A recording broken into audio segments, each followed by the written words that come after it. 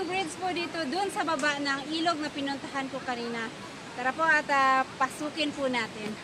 Wow! Masyado pong mataas. Sa totoo lang po, sobrang taas po. Hindi ko alam po ilang feet po ito. Ang taas po, tsaka dumuduyan. So, ayan po guys, oh. Andun yung ano, baba, yung tubig. Akala nyo lang ano lang to. Akala nyo lang mababaw lang to, mababa. Pero sobrang taas po nito. Tsaka yung tubig, oh. Turo mo nga saan yung maakyat sila para tumalon? Oh my God. Naakyat pala to ng iba, tapos tinatalon hanggang baba, oh. Wow. Ang lalim po nito. Sa totoo lang po, ang lalim po nito. Uy, Diyos ko, nanginginig yung tuhod ko. Dumuduyan. Adlo ko. Ay, ayaw na. Ato na lang to. Dito na lang. Ayan po. Oh my God.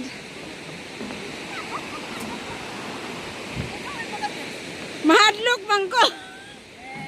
Ayaw ba? Maurin! Maurin bang?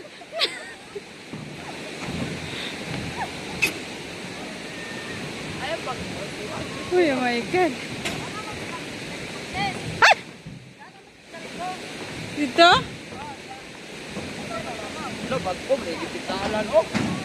Ha? Ang alin? Bagong pintura pala. Ang taas dito. Doon, umaakit yung mga lalaki para tumalon sa baba. Kung nakikita nyo naman yung baba, yung may ano doon, doon naman umaakit yung mga babae para tumalon sa tubig.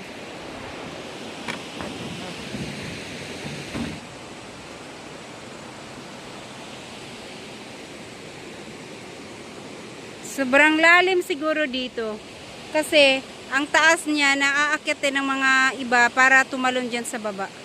Na siguradong malalim na yan dyan. Pag ganitong kulay po ng tubig, malalim po siguro. Ayan, oh.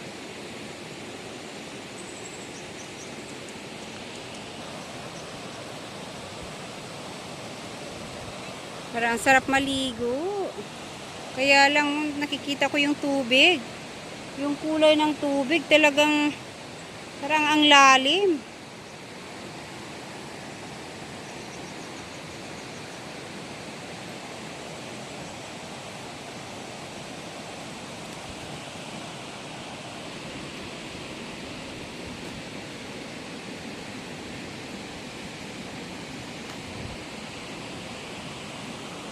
Sarap ng tubig talaga, tignan.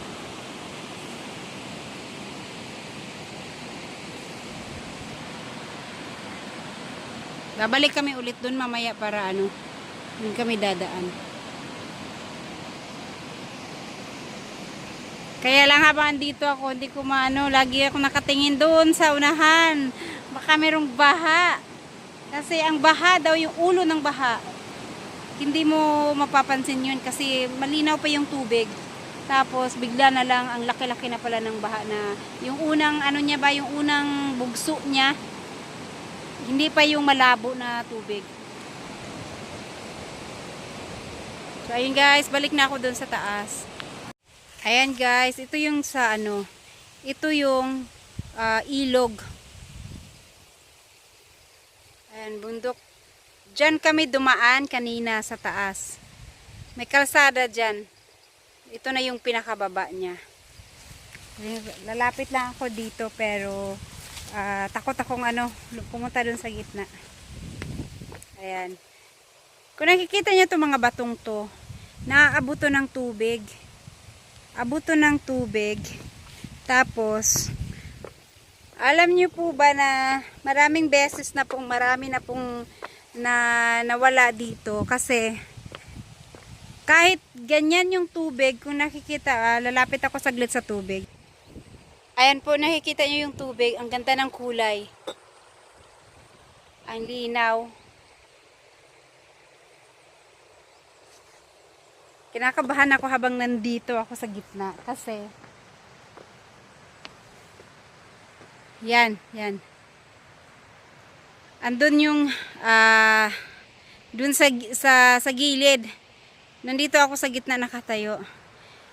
Mayroon daw ditong madami sila na inabutan ng baha.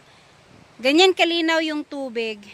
Pero biglang sobrang laki ng baha, yung ulo ng baha na dumating bigla kasi pala dun sa pinakabukid may malakas ang ulan kaya rumagasa yung baha. Hindi na sila nakatakbo hanggang dun sa gilid. Naabutan sila ng naabutan sila ng tubig. Talagang inanod sila. Inanod sila at talagang po yun.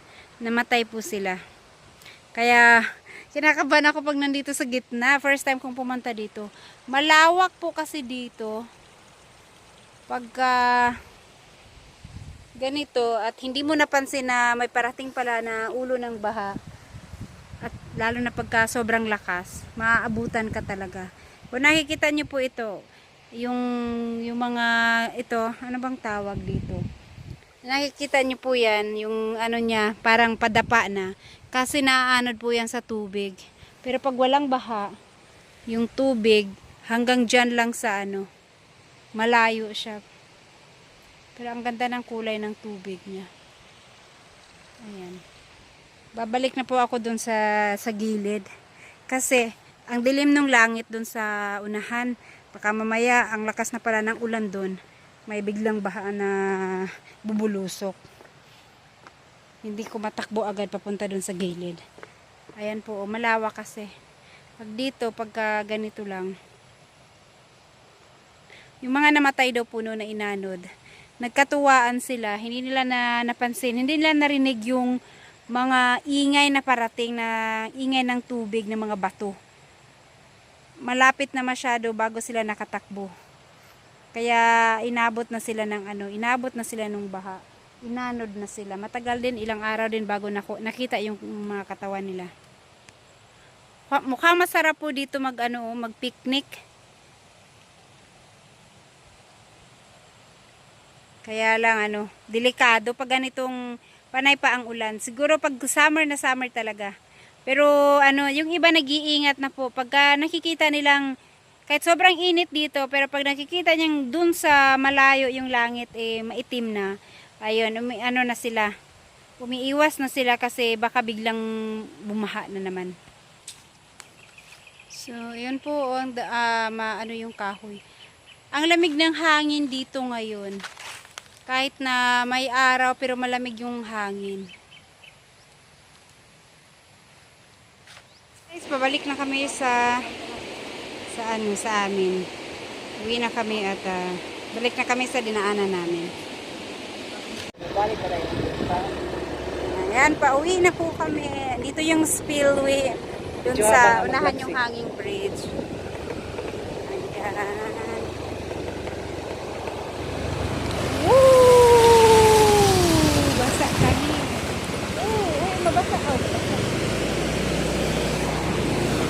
Wow. Balik unong ko na ako. Hindi ko pwede mahunong kay ako ang baterya. Ayan sila mama.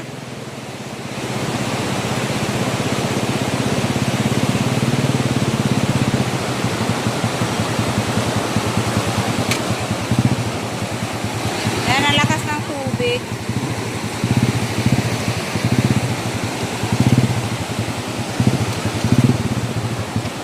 Nabarahan dito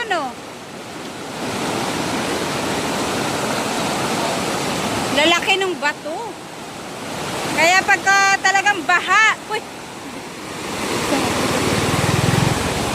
hindi mo talaga marinig sa ingay.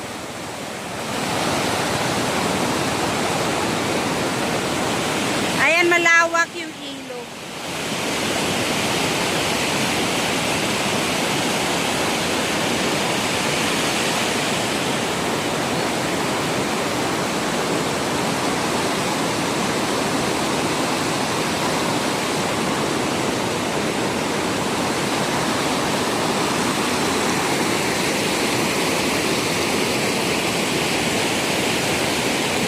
Ito sa kabila naman.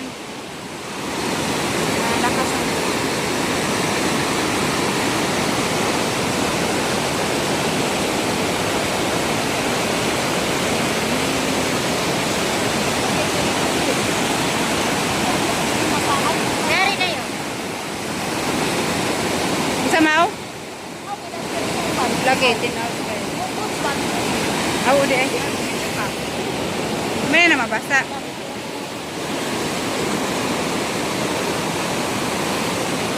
Ang linis ng tubig dito, ang linaw. Kasi, ito daw yung pinakamalinis na tubig dito. Wala masyadong mga ng kalabaw. Sa takot nila kasi bigla lang bumabaha. Ayan ang linaw ng tubig.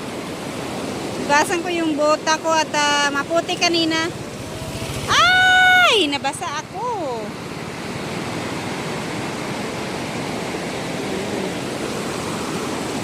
Grabe ang linaw ng tubig.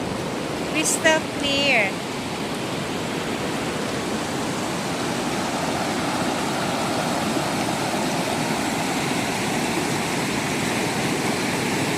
Apaw siya dito sa spillway, oh.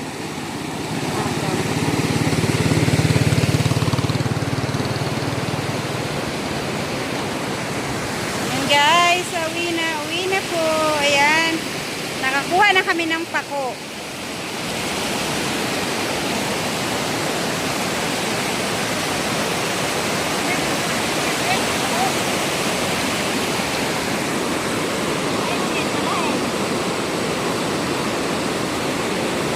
Tara na.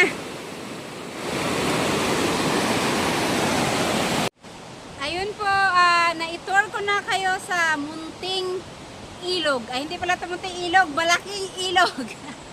Kasi nga lang yung ilog mo. Malalim. Ayan po, sa likuran ko, ang sarap maligo. Kaya lang, hindi tayo maliligo. Nanguha lang kami ng pako. Tapos, dumaan kami dito sa ilog talaga. Thank you for watching guys, and until next time, bye-bye!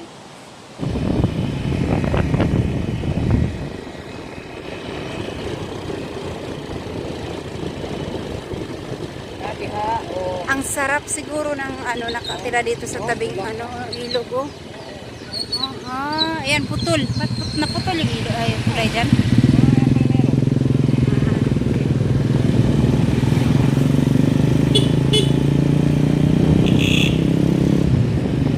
Yung bundok po na nakikita nyo kanina doon sa baba ng ilog, ito po yung dinaanan namin ngayon. Paakyat kami. Ayan. Meron kaming dump truck na kasalubong. Wow!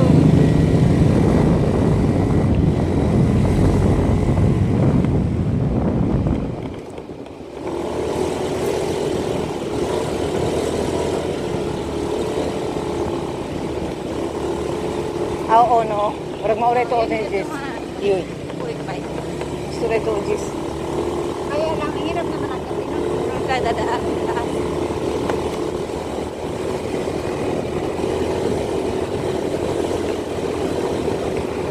Makahadlok po, uy. Labahan dito, uy. Para mausayupon sa tubig. Gani. Mahalo kay kung nandakura kayong suba, Jis. May gamay-gamay Basta na ko. May pay katong sa gumay. Atong last nga suba. Dili pa, sige lang.